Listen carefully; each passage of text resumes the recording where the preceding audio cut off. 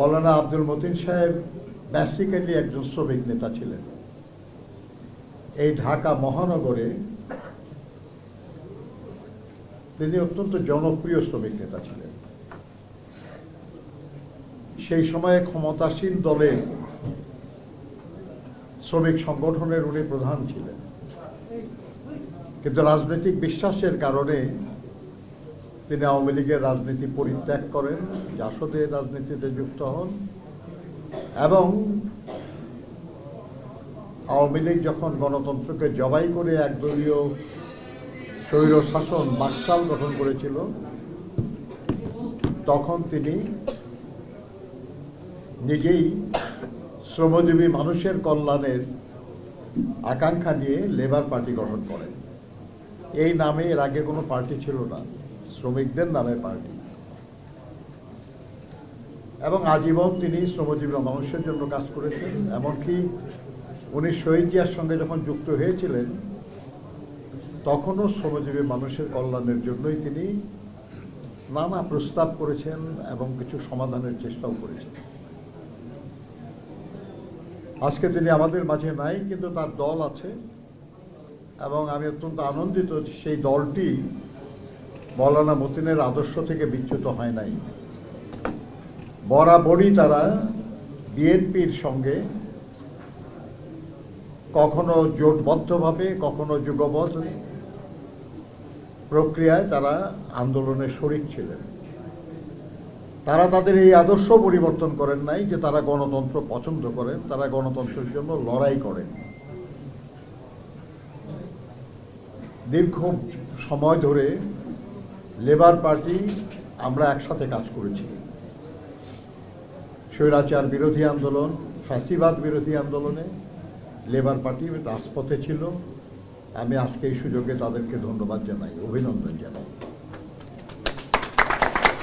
প্রিয় বন্ধুগণ, আমাদের সাংবাদিক বন্ধুরা খুব খুশি হন না আমার উপর, কারণ এমন কিছু তেমন বলি না আমি যেটা তারা নিউজ বানাতে পারে।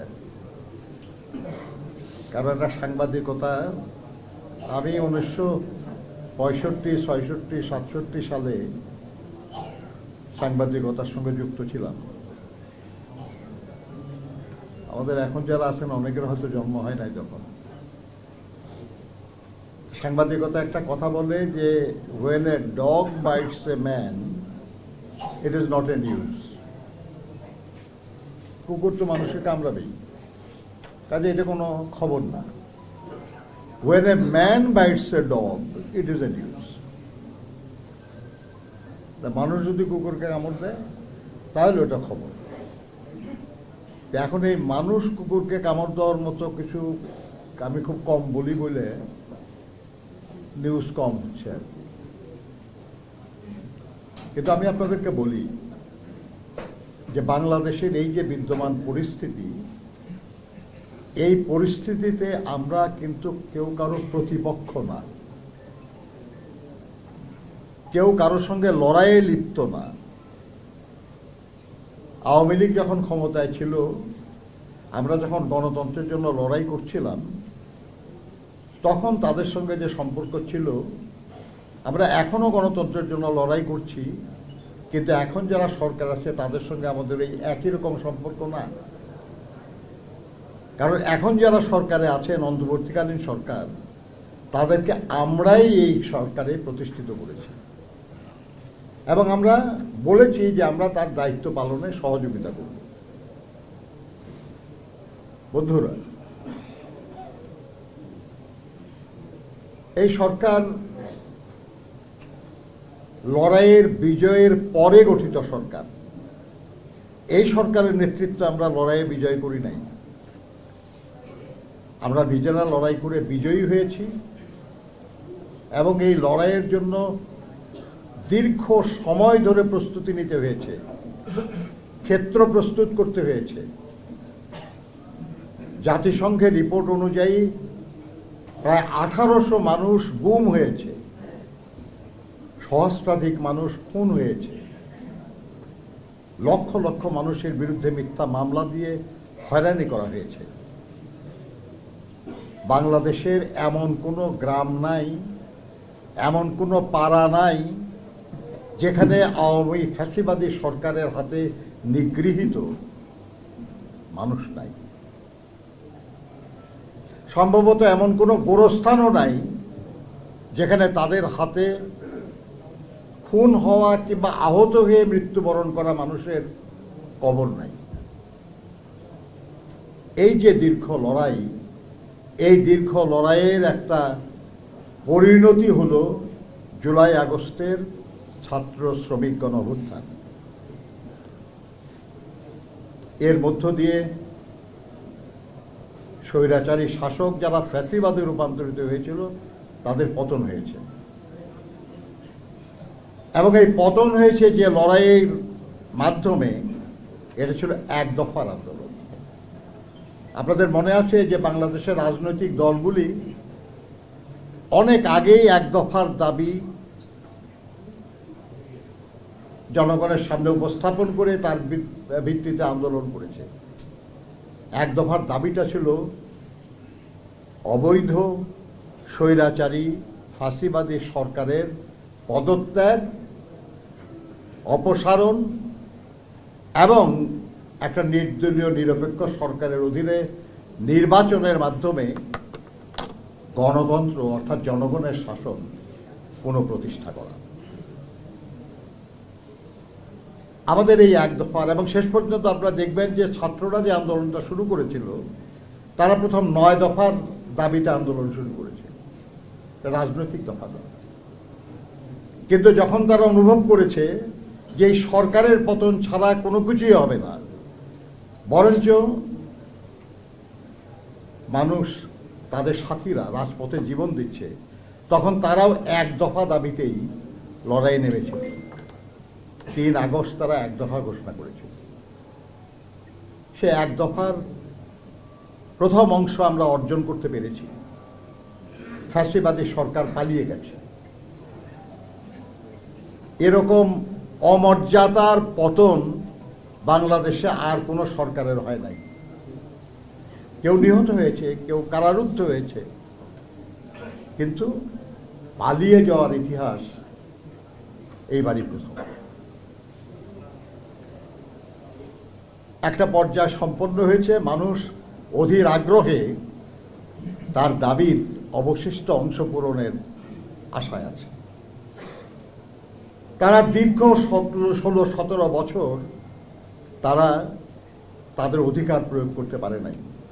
এখানে আমাদের সামনে অনেক তরুণ বসা, যাদের বয়স কম, তারা ভোটার হয়েছে অনেকদিন আগে, কিন্তু আজ পর্যন্ত ভোট দিতে পারে না। তারা তাদের অধিকার প্রয়োগ করতে চায়, রাষ্ট্র পরিচালনায় তারা তাদের মতামত ব্যক্ত করতে চায়। এটাই তাদের সর্বোচ্চ রাজনৈতিক অধিকার। এই অধিকার অর্জনের জন্যই এত হাজার হাজার মানুষ গুম হয়েছে, খুন হয়েছে, নিপীড়নের শিকার হয়েছে, তারপরেও লড়াইয়ের ময়দানে থেকেছে। এখন এই গণতন্ত্র পুনঃপ্রতিষ্ঠার যে আকাঙ্ক্ষা, এই আকাঙ্ক্ষা নিয়ে নানা কথা নানাজন বলছে। আমি আলোচনা সংক্ষেপ করার লক্ষ্যে শুধু এটুকু বলবো যে আমরা বলেছি, লেবার পার্টি বলেছে যে আমরা বলেছি ডিসেম্বরের মধ্যে নির্বাচনটা হোক। আমি এই সাংবাদিক বন্ধুরা আছেন এখানে, সবাই আছেন, আমি বলতে চাই যারা এটার বিরোধিতা করছেন তারা শুধু বলুন যে কোন যুক্তিতে ডিসেম্বরের পরে করতে হবে নির্বাচন, কারণটা কি? নির্বাচন কমিশন বলেছে যে জুন মাসের মধ্যে তারা জাতীয় নির্বাচন অনুষ্ঠানের সব প্রস্তুতি সম্পন্ন করতে পারবে, এই জুন মাসের মধ্যে। তাহলে নির্বাচন কমিশনের ডিসেম্বরের মধ্যে নির্বাচন করতে কোনো অসুবিধা নাই। অনেকে সংস্কারের কথা বলছেন, আর সংস্কারের কথা আপনারা কে কি বলেন? আপনারা কবে থেকে সংস্কারের কথা বলেন? শহীদ জিয়া তো 1976 সালে 77 সালে 19 দফা কর্মসূচি দিয়েছিলেন। চমৎকার, মস্ত বড় সংস্কারের কর্মসূচি। দেশনেত্রী বেগম খালেদা জিয়া 2016 সালে ভিশন 2030 ঘোষণা করেছিলেন, যেটা পরিপূর্ণভাবে একটা রাষ্ট্র সংস্কার প্রস্তাব। 2022 সালে বিএনপির পক্ষ থেকে বিএনপির ভারপ্রাপ্ত চেয়ারম্যান জনাব তারেক রহমান 27 দফা রাষ্ট্র সংস্কার কর্মসূচি ঘোষণা করেছিলেন এবং সেটাকে সমৃদ্ধ করে আন্দোলনে যারা আমরা একসাথে ছিলাম যুগপথভাবে, তারা সবাই আলোচনা করে 2023 সালে আমরা 31 দফা রাষ্ট্র সংস্কার কর্মসূচি, রাষ্ট্র কাঠামো মেরামতের কর্মসূচি আমরা ঘোষণা করেছি। এই কর্মসূচিতে যেসব সংস্কারের প্রস্তাব আছে, এই সরকার তো এর সবগুলো নিয়ে এখনো করে নাই। আমরা যে প্রস্তাব করেছি এর বাইরে কোনো সংস্কার প্রস্তাব এই সরকার উত্থাপন করে নাই। এর বাইরে অন্য কোনো রাজনৈতিক দল এমন কোনো সংস্কার প্রস্তাব উত্থাপন করে নাই যা এর সঙ্গে সাংঘর্ষিক। এবং এই সংস্কার প্রস্তাব উত্থাপনের সময় আমরা বলেছিলাম যে রাষ্ট্রের কল্যাণে, জনগণের কল্যাণে যদি কারো এর চেয়ে ভালো কোনো প্রস্তাব থাকে, আমরা সেই প্রস্তাব সাদরে গ্রহণ করব। কাজে নতুন কোনো প্রস্তাব তো আমাদের এই প্রস্তাবের বিরুদ্ধে না, পরিপূরক। কাজে সংস্কারের বিষয়ে বিএনপির চেয়ে অগ্রণী ভূমিকা বাংলাদেশের আর কোনো রাজনৈতিক দল, আর কোনো শক্তি উপস্থাপন করে নাই। আমরা এর বিপক্ষে না, আমরা পরিপূর্ণভাবে সংস্কারের পক্ষে। কিন্তু প্রশ্ন যেটা, সেটা হলো সংস্কার কি একবারে শেষ করার বিষয়?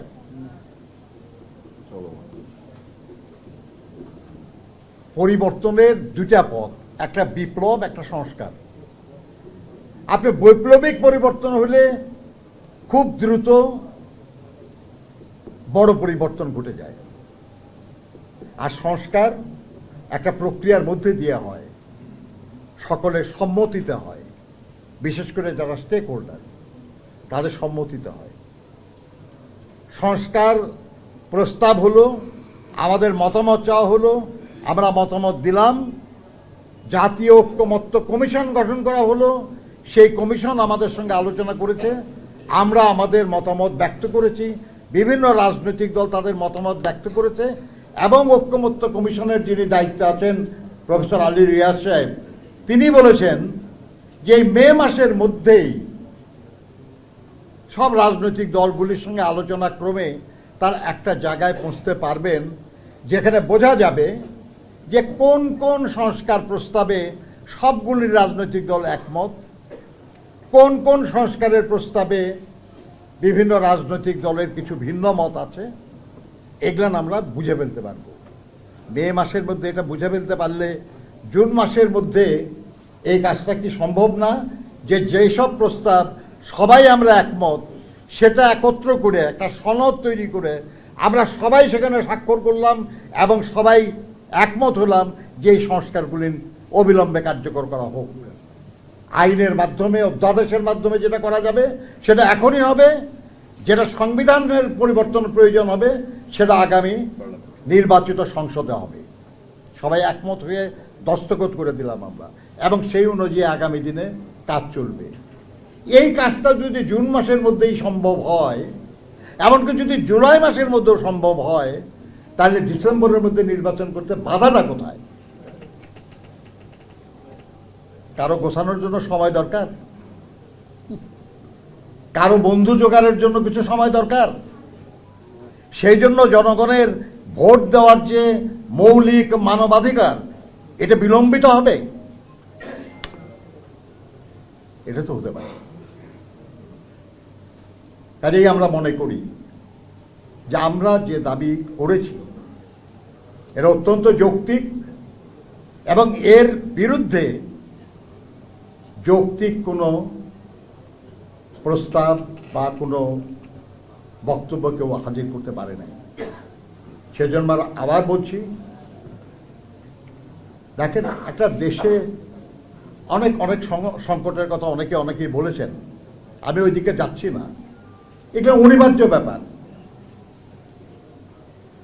একটা দেশে অর্থনৈতিক, সামাজিক, রাজনৈতিক নানা ধরনের অস্থিরতা নানা ধরনের সমস্যা থাকে, আর সেটা অ্যাড্রেস করার জন্য, সেটা মোকাবেলা করার জন্য, সেটা সমাধানের জন্য রাজনৈতিক শক্তির কোনো বিকল্প নাই, নির্বাচিত সরকারের কোনো বিকল্প নাই। এটা যত দ্রুত আমাদের অন্তর্বর্তীকালীন সরকার বুঝবেন তত ভালো। আমি বিশ্বাস করি তারা বোঝেন, কিন্তু নানাভাবে প্রভাবিত করার চেষ্টা হচ্ছে তাদেরকে। এর কোনোটাই গণতন্ত্রের পক্ষে না। কেউ কেউ বলে রাজনীতিবিদরা পরে এগুলো করবে না। কে করবে? সামরিক শাসন চান না এক ব্যক্তির শাসন চান না স্বৈর শাসন চান? বিকল্প তো একটাই, রাজনৈতিক সরকার, জনগণের নির্বাচিত সরকার স্লো হয়, অনেক সময় ভুলও করে, কিন্তু তার চেয়ে ভালো ব্যবস্থা তো আর কিছু আবিষ্কার হয়নি আজ পর্যন্ত। কাজে ওটাই আমাদের করতে হবে, জনগণের নির্বাচিত সরকার প্রতিষ্ঠা করতে হবে। যে গণতন্ত্রের জন্য আমাদের সাথীরা জীবন দিয়েছেন, এমনকি জুলাই আগস্টের লড়াইয়ে যারা জীবন দিয়েছেন, তারাও গণতন্ত্রের জন্যই জীবন দিয়েছেন, তারাও জনগণের শাসন প্রতিষ্ঠার জন্য জীবন দিয়েছেন, তারাও ফ্যাসিবাদের পরিবর্তনের জন্য জীবন দিয়েছেন। আর সেই পরিবর্তনের মাধ্যমে আমরা আরও পরিবর্তনের সূচনা করব, এবং সেই পরিবর্তনে যারা কোনোভাবে অবহেলা প্রদর্শন করবে কিংবা কথা রাখবে না, তাদের বদলানোর ক্ষমতাও গণতান্ত্রিক প্রক্রিয়ার মধ্যেই আছে। আমরা সেই প্রক্রিয়ায় যুক্ত হতে চাই। আমি মৌলানা মতিন সাহেব বেঁচে থাকলে আজকে এইখানে বসে উনি ওই একই দাবি করতেন।